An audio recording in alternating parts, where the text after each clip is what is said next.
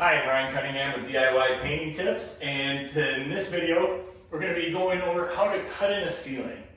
Pretty basic, but there's a few tips and tricks that I think I can show you and help speed you up and get a nice, crisp, sharp line.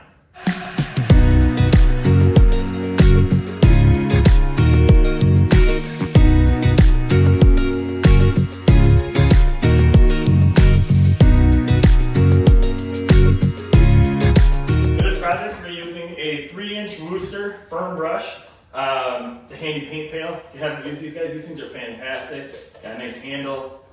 You got the magnet to hold your brush. I don't do projects without them. And we're actually going to be painting our walls with Behr Ultra. Behr has a few different products. The Behr Premium Plus is their lower grade wall paint interior. The Ultra is their mid grade, and then they have Marquee. Although I like Marquee, I tend to go with Ultra. It's a wonderful paint. If you want to learn more about Behr Premium or Behr Ultra, check out DIYPaintingTips.com. We have a full review on there, and you can read our thoughts, opinions, and where we dive a little bit deeper into this product.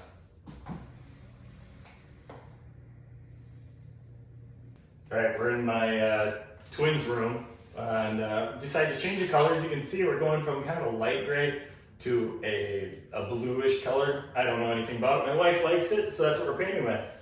I like to use 3-inch brush. It's going to speed your cut in drastically.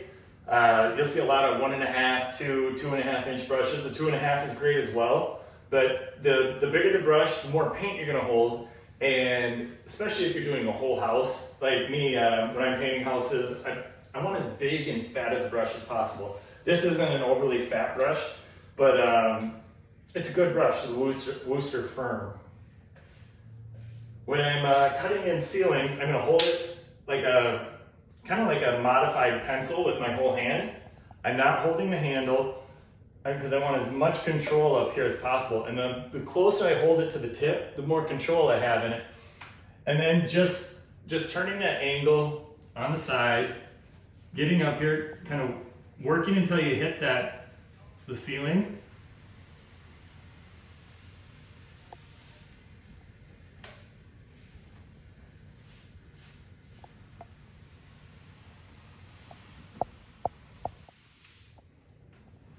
Then once I get that initial cut done, I'm going to bring it down a good 6 inches so that when I'm rolling, I don't accidentally hit the ceiling. If you don't bring it down far enough, you're going to knock the ceiling numerous times while you're painting your walls, and you're just going to create a lot of extra work for yourself. So I'm going to bring that down, like I said, maybe 6 inches here. And then another thing I'm going to do while I'm up here on the ladder is in the corners. If you can see that here, I'm going to go ahead and just brush out about 1 inch in either direction in the corner, down to about my waist. What that does is that gives me just enough room when I'm rolling out the walls to roll to this corner, roll that corner, without actually scraping the walls with the roller on either side. Now, if you're struggling to get a good cut line, just don't take too much paint up to the ceiling with you, and just go slow.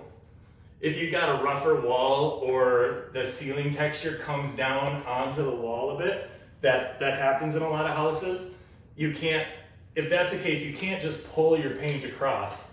Oftentimes you have to kind of wiggle and work your brush up from the bottom. You see, I kind of push it up, and I'll go up into that ceiling texture every time.